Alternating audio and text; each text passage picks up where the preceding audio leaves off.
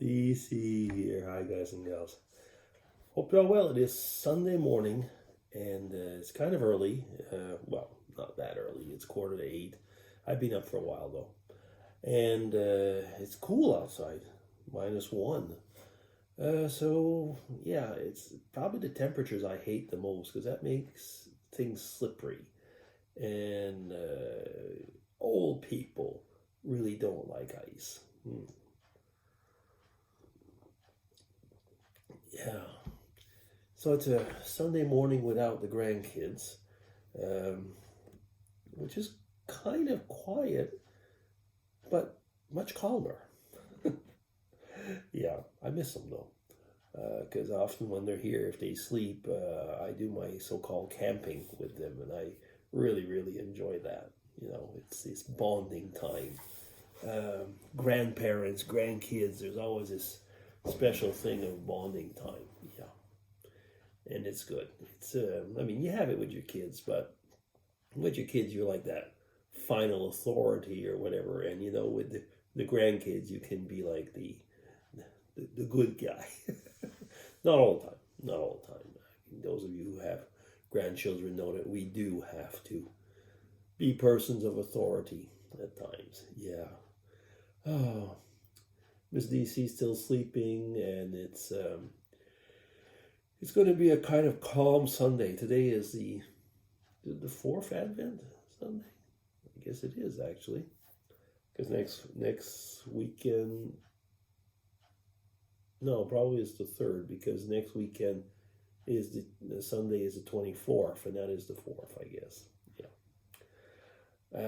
And I'm saying that because usually I'm slowly getting things ready for breakfast and off to church. If we have the grandkids, we go to 10:30 service. But if we don't, we go to the 9 o'clock service, and it's kind of calmer. And yeah, you notice at the 9 o'clock service, it's usually the people that don't have kids and are older or want to do something in the rest of the day, or I don't know. Anyway.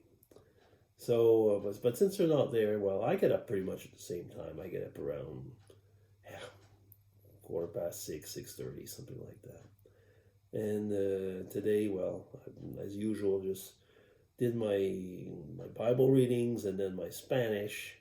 I wish I'd move ahead faster in that, because I've been chatting with people. It's okay actually. I'm reading a good level and understanding things pretty good.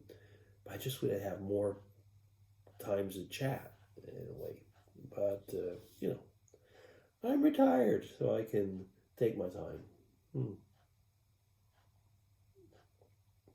Michael, my grandchild, so the oldest of the grandchildren, has an inner ear infection. That's actually the reason they're not hearing otitis. And so his mom said, no, we're going to stay at home and keep quiet and so on. So yeah, I guess it's their decision.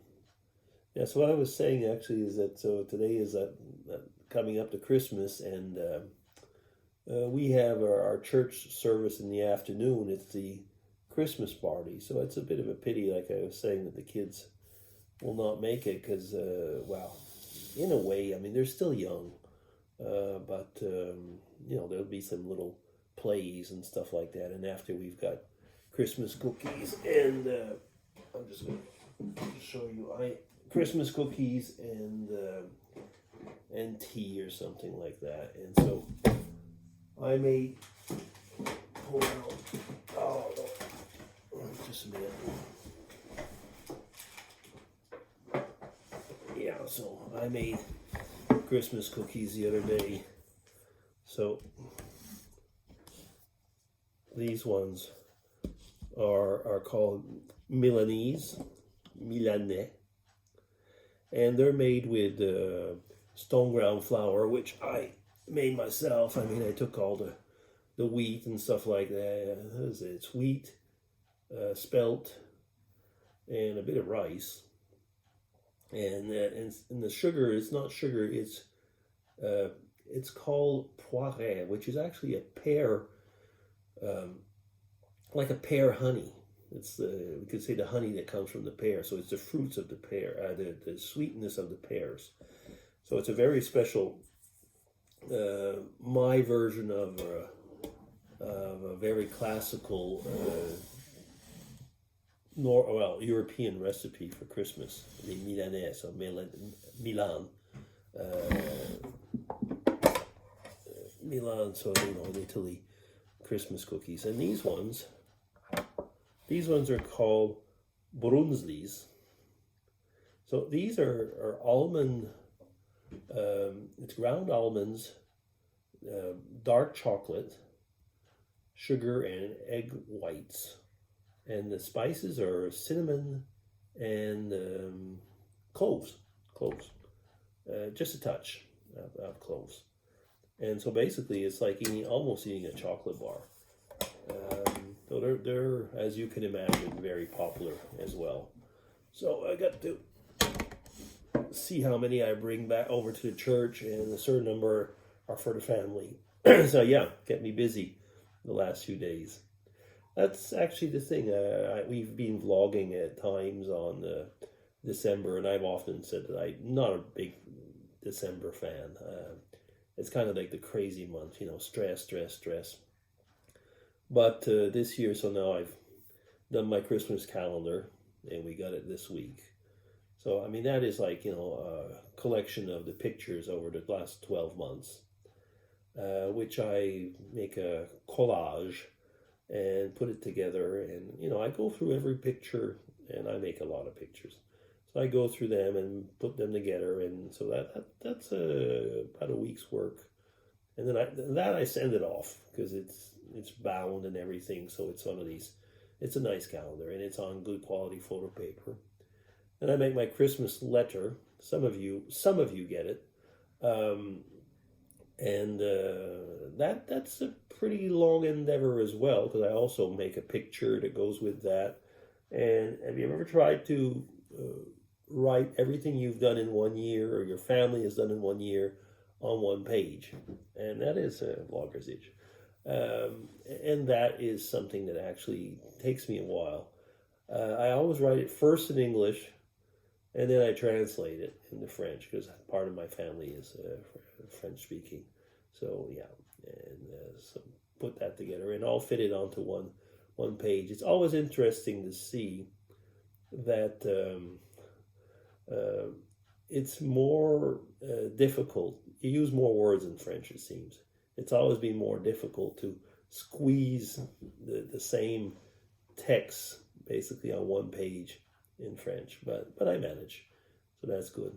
Small font, a rather small font, yeah. So let me see. That's all done, and so this week coming, because we're leading up to Christmas, I'll be making a traditional turkey this year. Sometimes I make something else, but I've got a turkey in the freezer, so. And it's a rather small turkey if you take into account what I usually do, but I've decided to have smaller turkeys. So this one is 3.8 kilos.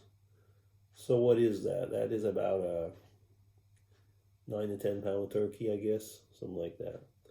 If you take four kilos, yeah, it's about a 9 to 10 pound turkey. And I usually would have something like a 16 pound turkey, or around that, because if you've ever been to Europe, you'll know that our ovens are a lot smaller, so you cannot have those gigantic turkeys. But this one, the thing is that the 3.8 kilo, for whatever reason, that seems to be a standard size here. The 3.8 kilo can fit into my bigger Instant Pot. So I actually do it that way, and then I put the crisper lid at the end, once I've removed the liquids and so on. So yeah, so that'll be next week's Christmas menu. So getting that ready in my head at least, and I make the dressing aside and so on. So I don't stuff it as I would if I'm doing it in the oven. But it comes out pretty well. I say I'm coming up to 10 minutes, so I'll be stopping very soon then. Yeah, so it's busy week, but somehow getting through that December, we've bought the few presents that we're buying. That's another thing we've decided. We've had discussions with the family. downsizing. Presents will be from mostly, I mean, little things, but presents for the kids. I just talked about the calendars and stuff like that. So, there are presents, but, no exaggeration. And we've just got so much work going on around the house, as you saw maybe my yesterday's video with the heat pump work and all that. So we're not even making a Christmas tree this year because basically it's in the way. But it'll come back next year. Yeah. So anyway, I think that I'll stop here. Yeah.